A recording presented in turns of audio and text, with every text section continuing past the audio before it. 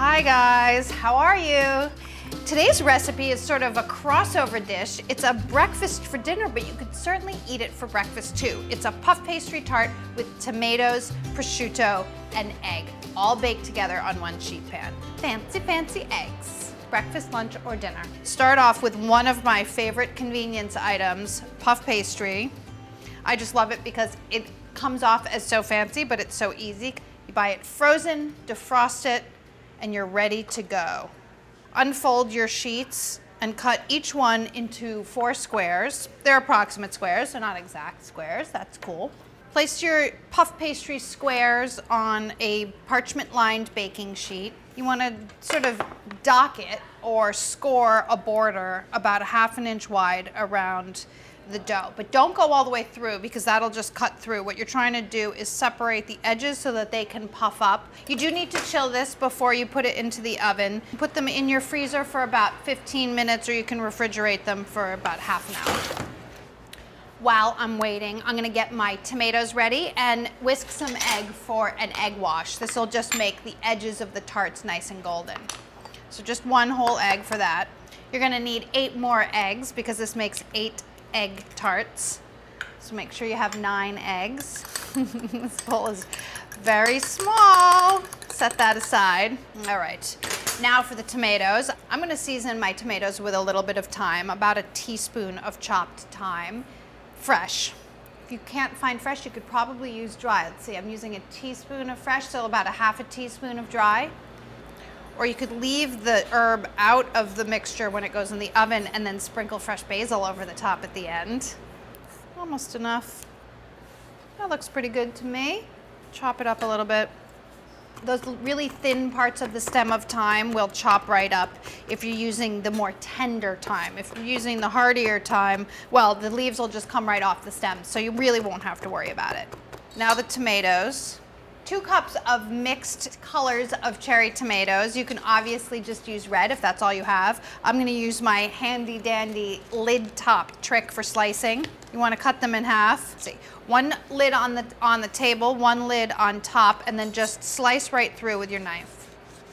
And if your knife is really sharp, it should take absolutely no effort, and you get all your tomatoes sliced in half. Voila, just like that. It's my favorite trick, actually. I'm not a trick person, but this trick, it's a-okay in my book. Something that would normally take 5 minutes will take 30 seconds at the most. Then your 1 teaspoon of fresh thyme, a tablespoon of olive oil, and then of course salt and pepper.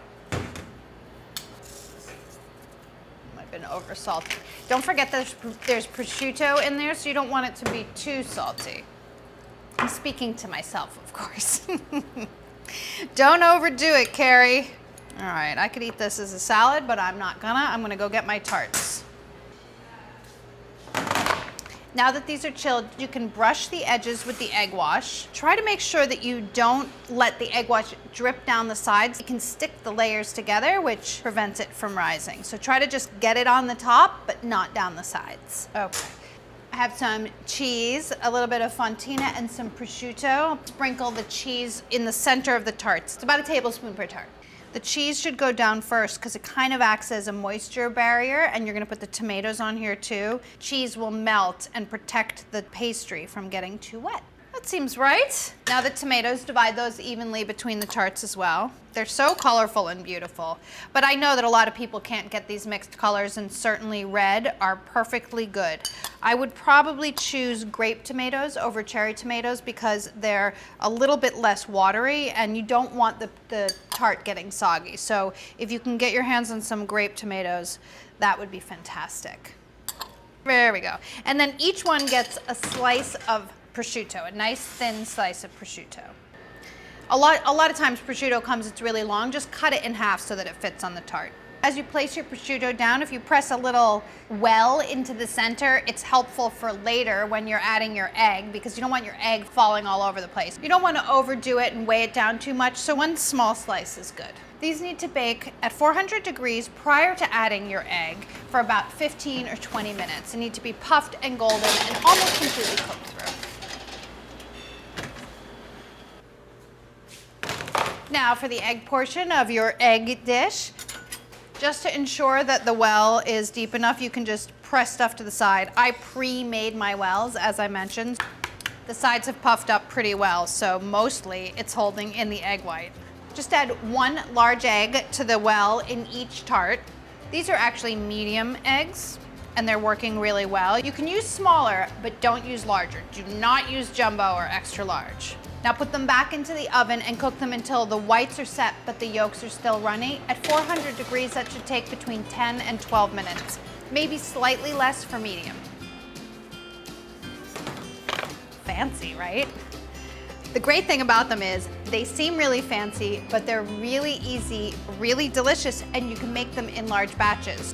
Whip up a batch of these and you'll realize that they're fantastic for breakfast, lunch, or even dinner. And check out our October issue, which is free on our website or on the iTunes store for more eggs anytime meals. Big fan of eggs for dinner. It's a win-win-win situation. You know what I'm saying? Hi guys, thanks for watching this video. Be sure to click here if you want to subscribe and click over here if you want to continue watching more great videos like this.